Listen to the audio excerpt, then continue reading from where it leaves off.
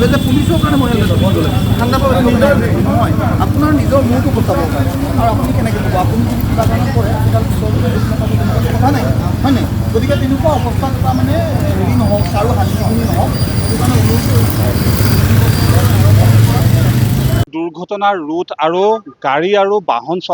bike চলাওঁতে ল'বলগীয়া যি সাৱধানতা এই সাৱধানতাৰ ওপৰত এদল শিক্ষক সমাজে এই নতুন বছৰৰ প্ৰাক্ষণত দুৰ্ঘটনা ৰোধৰ বাবে লৈছে বিশেষ পদক্ষেপ আৰু এই মুহূৰ্তত মই উপস্থিত আছোঁ পণ্ডিত হেমচন্দ্ৰ গোস্বামী পথৰ যি ঢেকিয়ালত আৰু ঢেকিয়ালত এই মুহূৰ্তত শিক্ষকসকলে আৰক্ষী বিভাগৰ সহযোগত এই মুহূৰ্তত সজাগতামূলক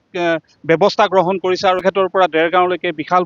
ৰেলী বাঢ়ি কৰিছে আৰু এই মুহূৰ্তত আমি দেখুৱাইছোঁ যি বিশাল ৰেলী এই মুহূৰ্তত আহি ঢেকিয়ালত উপস্থিত হৈছেহি আৰু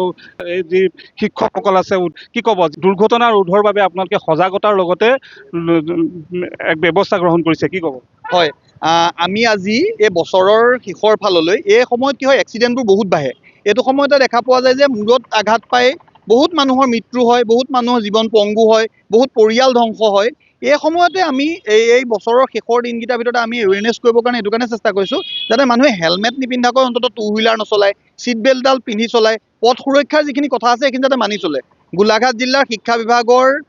পূব শিক্ষাখণ্ড গোলাঘাটৰ নেতৃত্বত আমাৰ যিমানসকল মণ্ডল সমল কেন্দ্ৰৰ সমন্বয়ক আছে আমাৰ শিক্ষা বিষয়া মহোদয় আছে আমাৰ লগত অৱনী গগৈ ছাৰ আমাৰ হেমগিৰি নৰহ ছাৰ আছে গোলাঘাটৰ আমাৰ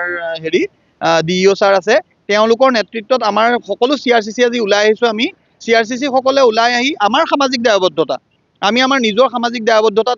দায়বদ্ধতাৰে আমি ৰাইজক আমি সজাগ সচেতন কৰিব বিচাৰিছোঁ যাতে তেওঁলোকে হেলমেটটো অন্ততঃ পিন্ধি আহে এইকেইদিনত আৰু এইটো এটা খুব প্ৰয়োজনীয় কথা যে কোনেও যাতে এই বস্তুটো অমান্য নকৰে পথ সুৰক্ষা কাৰণ আজি আপোনাৰ জীৱনটো মোৰ নহয় আপোনাৰ জীৱনটো আপোনাৰ পৰিয়ালটো যদি কিবা এটা হানি বিঘিনি হয় আপোনাৰ হানি বিঘিনি হ'লে পৰিয়ালটো হানি বিঘিনি হয় অকণমানিটো পিছত বহাই আনে কিন্তু কেতিয়াও হেলমেটটো নিপিন্ধা নিজে হেলমেট পিন্ধি আহে পুলিচে ফাইন দিব বুলি পুলিচে ফাইন দিবৰ কাৰণে আচলতে হেলমেটটো পিন্ধিব নালাগে হেলমেটটো পিন্ধিব লাগিব নিজৰ সুৰক্ষাৰ কাৰণে আমি কথাখিনি যেতিয়া বুজি উঠিম আমাৰ নিজৰ সুবিধা হ'ব আৰু আমাৰ সকলোৰে সুবিধা হ'ব আমাৰ ক'ৰ পৰা ক'লৈ আপোনালোকে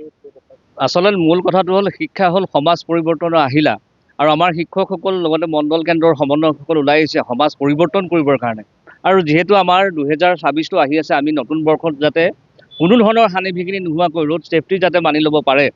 আমাৰ বিশেষকৈ ছাত্ৰ ছাত্ৰীসকলক বেছিকৈ দেখা যায় এনেকুৱা ধৰণৰ আইন অমান্য কৰাৰ ক্ষেত্ৰত আমাৰ শিক্ষা বিভাগৰ আমাৰ শিক্ষকসকলে আমাৰ মণ্ডল কেন্দ্ৰৰ সমন্বয়কসকলে আমাৰ যৌথ প্ৰচেষ্টাত আমি গোলাঘাটবাসী সমগ্ৰ অঞ্চলত আমি জনাই দিব খুজিছোঁ যাতে আমি ৰোড ছেফটি কেনেকৈ হ'ব লাগে বা বিভিন্ন ধৰণৰ সামাজিক যিবিলাক হেৰি চলি আছে সেইবিলাক আঁতৰাব লাগে এই কথাখিনি উদ্দেশ্য আগত ৰাখি আমি বৰ্তমান গোলাঘাটৰ পৰা দেৰগাঁৱলৈকে যাম যিটো আমাৰ দেৰগাঁৱতে শেষ হ'ব আৰু ইতিমধ্যে আমি ৰাইজৰ সঁহাৰি পাইছোঁ আমি আশা ৰাখিম যে আমাৰ এই শিক্ষা ব্যৱস্থাই আমাৰ সমাজখনত এটা আমূল পৰিৱৰ্তন আনিব আৰু সেইকাৰণে মাননীয় জিলা আয়ুক্ত মহোদয়ৰ আচলতে নিৰ্দেশো নহয় তেখেতৰ অনুৰোধ মৰ্মে আমি গোটেইখিনিয়ে এই কামটো কৰিছোঁ যাতে আমি আগতেও ভাবি আছিলোঁ আমাৰ মণ্ডল কেন্দ্ৰৰ সমন্বয়কখিনিয়ে প্ৰত্যেক দিনাই এই কথাটো আলোচনা কৰিছিল আমাৰ লগত আমিও সহযোগিতাৰে আগবঢ়াই এই যাতে আমি পথ ছেফটিৰ ক্ষেত্ৰত অধিক সজাগ হ'ব পাৰোঁ এই কাৰণে আমি আগবাঢ়ি আহিছোঁ নিশ্চিতভাৱে ক'ব লাগিব যে আৰু শিক্ষক আছে কি ক'ব যিহেতু যথেষ্ট দুৰ্ঘটনা বৃদ্ধি পায় নতুন বছৰ অহাৰ লগে লগে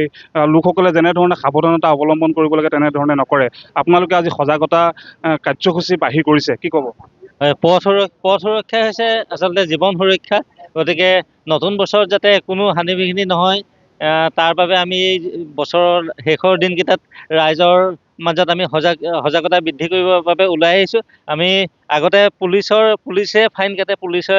সজাগ কৰিবলৈ চেষ্টা কৰে কিন্তু আমি শিক্ষক সমাজো ওলাই আহিছোঁ যাতে ৰাইজ সজাগ হয় আৰু আমাৰ এই ৰেলীত আজি যথেষ্ট ৰাইজৰ সহযোগিতা পাইছোঁ আমি গোলাঘাট নগৰত কৰিছোঁ গোলাঘাট মিছন তিনিআলিত কৰিছোঁ ৰধলা বজাৰত কৰিছোঁ পদুমণিত কৰিছোঁ আৰু ইয়াত ঢেকিয়ালত কৰিছোঁ সকলো জেগাতে আমাৰ ৰাইজৰ সহায় অভূতপূৰ্ব আৰু সকলোৱে আমাক সহযোগিতা কৰিম বুলি কথা দিছে ধন্যবাদ নিশ্চিতভাৱে ক'ব লাগিব আৰু এনেধৰণে ক'ব লাগিব যে যিহেতু 2026 সমাগত আৰু